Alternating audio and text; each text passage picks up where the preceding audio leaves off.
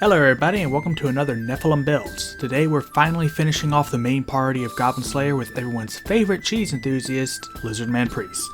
As always, these videos are about capturing the spirit of the character, not necessarily imitating all their abilities. So starting off with our ability scores, we're going to put the 15 into Strength because he's a big strong boy, and then the 14 into Constitution because he's a big strong boy. The 13 will go into Wisdom. He rarely ever loses his cool and has very good manners. I say that's tied to Wisdom. Next we'll put the 12 into Charisma. You love him, I love him, but let's get real. His size and appearance is probably off-putting for most people. The 10 will go into Dexterity. He's not clumsy, but he's also not doing pirouettes. Lastly, we're putting the 8 into Intelligence. Let me be clear. He's not stupid, it's just all we have left. Pitchforks down. Now obviously the Lizardman is Lizardfolk. I considered doing Gith as a joke about Tulok's Predator build yesterday, but I'm not popular enough for that yet. Wait, did I just... Shit! Anyway, Lizardfolk get a +2 to Constitution and a +1 to Wisdom. They also get a Bite attack, which it doesn't say they're proficient with, so I'm assuming they're not. A Lizardfolk Monk would be fun. They also get Cunning Artisan, a feature I definitely want to play around with. There should be more rules that let you play Monster Hunter in D&D. They can also hold their breath for up to 15 minutes and have Hunter's Lore, which we'll use to take Nature and Perception. They also have Natural Armor, which is funny when you consider that Dragonborn have to take a feat for that. Lastly, they get Hungry Jaws, so when they take a bite out of someone, they gain temporary hit points. Lizardfolk Monk would be fun. They also speak Common and Draconic, which I apparently lost the slide for. Don't worry, he'll be there in a second. So for our background, oh hey, the languages, we'll be going with Hermit. And no, you don't have to live alone, secluded communities count. Honestly, I couldn't find anything about his backstory either. Hermits get the Discovery feature. Do what you want with that. Maybe he discovered Goblin Slayer. More importantly, he'll get Medicine and Religion. He also gets another language. It won't really matter later, but we'll take Elvish for fun. He also gets Proficiency with the Herbalism kit. Moving on to class. Remember how I said a Lizardfolk Monk would be fun? Because we're taking Cleric. Had you going, didn't I? As a Cleric, he'll have Proficiency in Wisdom and Charisma saving throws and will take History and Persuasion for skills.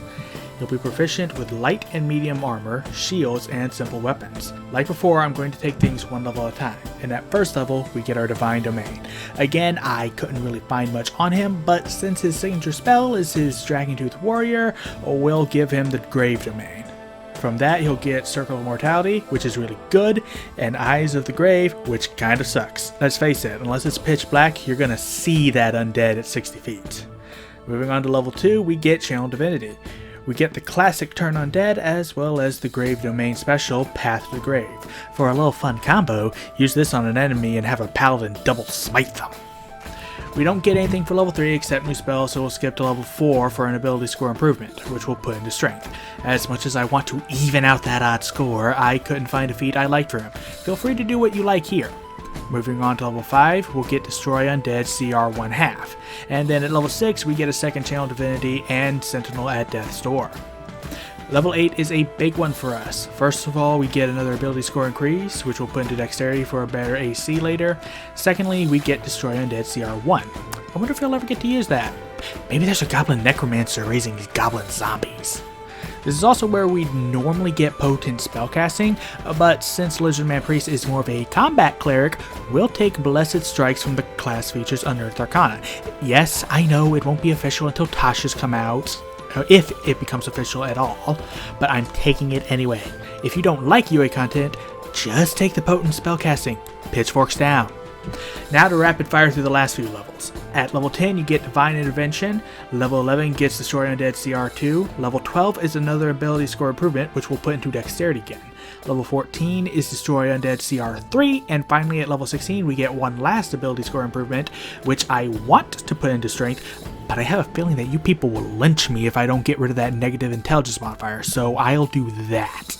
Feel free to put it wherever you want though. Also, pitchforks down. Now that we have all of our modifiers, let's talk spells. So to get the basics out of the way, his spellcasting class is Cleric, he uses Wisdom, his spell save DC is 15, and his spell attack modifier is +7. we automatically get the Spare the Dying cantrip from the Grave domain, plus 5 more of our choice. We'll be taking Guidance, Light Mending, Thaumaturgy, and Toll the Dead. At level 16, he has 4 first level slots, 3 second, third, and fourth level slots, 2 fifth level slots, and 1 6th, 7th, and 8th level slots respectively. Being a Grave Cleric automatically gets us Bane, False Life, Gentle Repose, Ray of Enfeeblement, Revivify, Vampiric Touch, Blight, Death Ward, Anti-Life Shell, and Raise Dead. With those out of the way, we now have 18 more spells to choose from. We'll start with spells that are similar to what he has, starting with Enhanced Ability for Partial Dragon.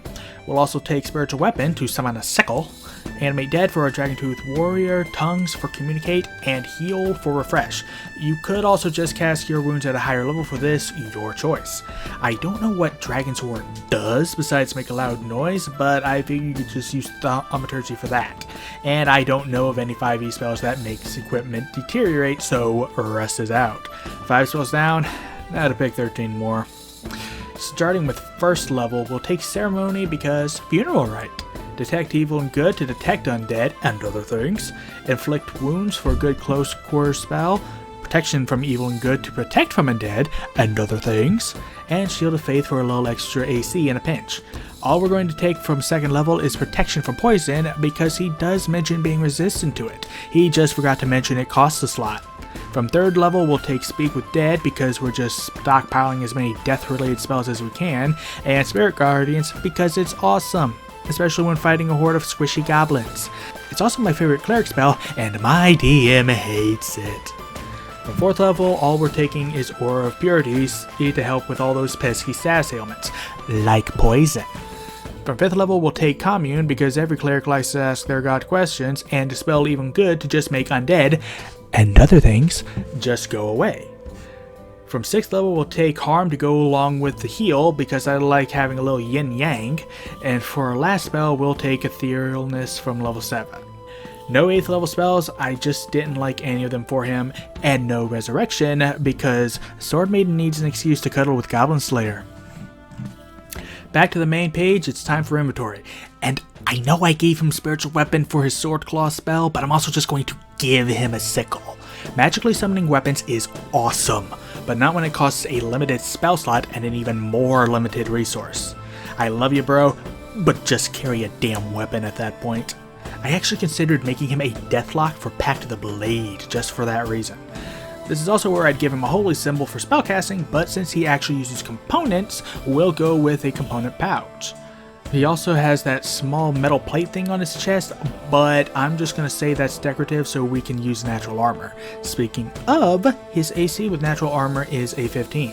He has both a walking and swimming speed of 30 feet, and an average HP of 131 with 16 D8 hit dice. And with that, Lizardman Priest, and by extension the entire Goblin Slayer crew, is done. From here on, I'll be covering other characters from other media. Comment below on what you thought about this build, as well as any other builds you might want to see. And I'll see you next week, where I'll be making Shantae, the half-genie hero. Later!